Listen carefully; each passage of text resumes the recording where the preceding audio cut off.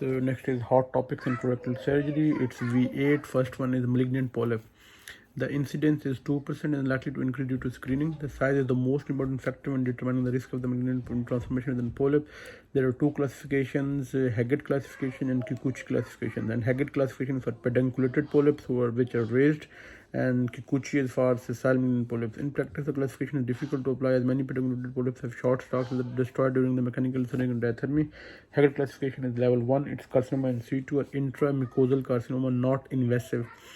Level 1 is carcinoma invading through the muscularis mucosae into the submucosa but limited to the head of the polyp. And level 2 is carcinoma invading the level of the neck of the adenoma. Level 3 is carcinoma invading any part of the stalk.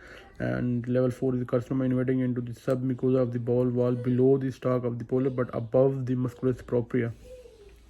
All these polyps till level 3, there is 3% chances of lymph node mets, 1 to 3%. And then is a sessile polyp Kikuchi classification, depth of invasion into the submucosa. So it's SM1 superficial 1/3, superficial mucosa risk of nodal mets is 2%, and SM2 middle 1/3 submucosa risk of nodal mets is 8%, and SM3 deep 1/3 mucosa risk of nodal mets is 23%.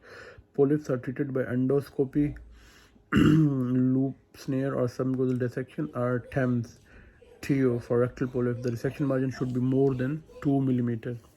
Next is the STAR track trial. This is a phase 2 feasibility study assessing whether the organ preserving surgery can be achieved with patient with several rectal cancer, patient with biopsy proven rectal cancer staged by CT MRS T3B up to 5 mm axial spread N0 M0 are being recruited, and patient will be randomized to either TME surgery alone, and this will be the control, and they will compare this surgery with the long course concurrent chemoradiation organ preserving treatment, and then short course radiotherapy organ preserving treatment.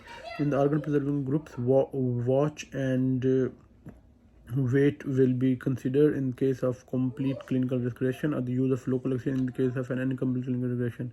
In case of poor response, TME surgery is required. Then is the extra elevator APE. APE is associated with the high rates of tumor perforation and CRM involvement compared to the anterior section.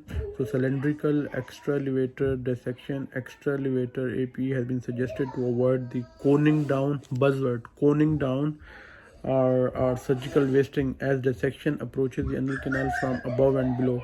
Multi-center study has shown extra elevator APE associated with less CRM involvement and intraoperative perforation than the standard APE. Thank you.